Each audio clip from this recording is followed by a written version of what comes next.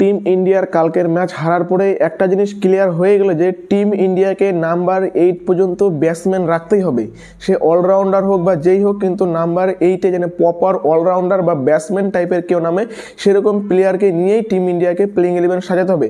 কারণ কালকে যখন 6 জন ব্যাটসম্যান এবং 5 জন বলার নিয়ে খেলা ছিল, সেখানে কিন্তু বোঝাই যাচ্ছিল যে ব্যাটসম্যানরা দ্বিধায় ছিল। যখন ব্যাক টু ব্যাক উইকেটগুলো পড়ে যায় সূর্যকুমার যাদব এবং অভিষেক শর্মা, সেখানে কিন্তু সঞ্জু স্যামসন এবং রিঙ্কু সিং খেলাটাকে ধরে নেয়। তারা নিজেরা ইচ্ছা মতন যেমন খুশি তেমন ব্যাট ঘোরাতে পারছিল না, কারণ জানে যে তারা দুজন যদি আউট হয়ে যায় তারপরে শুধুমাত্র হার্দিক পান্ডে এবং শিবম ডুবেই থাকবে, তাছাড়া কিন্তু কোনো রকম প্লেয়ার নেই। তাই তারা একটু দেখে দেখে খেলছিল। এটা গেলো এক।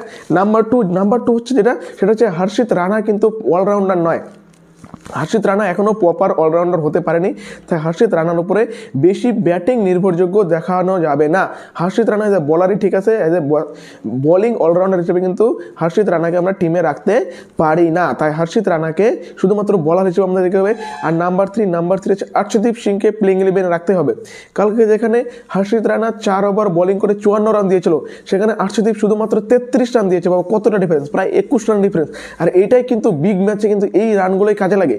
তুমি যদি বোলিং করে 10-15 রান কম দাও বা ফিল্ডিং করে যদি 10-15 রান কমাতে পারো, তাহলে যে 15-30 রানের যে একটা ডিস্টেন্স যে তুমি কমিয়ে দিচ্ছ ফিল্ডিং এবং বোলিংয়ে, সেটা কিন্তু ব্যাটিংয়ের সময় চাপ কম করে দেয় এবং ব্যাটিংয়ের সময় কিন্তু চেজটা অনেকটা ইজি করে দেয়। তাই ইন্ডিয়াকে এই হারটা ইন্ডিয়ার দরকার ছিল এবং এই হার থেকে কিন্তু ইন্ডিয়া শিক্ষাটা তারা নিতে পারছে। কারণ সামনে যেহেতু টি20 বিশ্বকাপ রয়েছে এবং সেখানে বড় বড় টিমরা আসছে এবং সবাই কিন্তু নিজেদের মাস্টার প্ল্যানটা করে আসবে এবং নিজেদের সেরাটাই দিতে যাবে। সবাই 100% না 110% দেওয়ার চেষ্টা করবে এই মাঠে। তাই তার আগে এরকম একটা হার কিন্তু অবশ্যই টিম ইন্ডিয়ার দরকার ছিল এবং এরকম একটা সেটব্যাক থেকে টিম ইন্ডিয়া অবশ্যই আশা করি শিক্ষা নেবে এবং পরের ম্যাচে আমরা দেখতে পারবো যে এই যে হারটা হলো তার কিন্তু ডেভেলপমেন্টটা আমরা এর পরের ম্যাচে দেখতে পারবো। যদি এরকমই ক্রিকেট সম্বন্ধিত নিউজ পেতে চাও তাহলে চ্যানেলটিকে ঝটপট সাবস্ক্রাইব করে নিবা, আর চ্যানেলে নতুন হলে কিন্তু অবশ্যই বেল আইকনটা লাগিয়ে দিবা, আর ভিডিওটি ভালো লাগলে একটা লাইক করবা।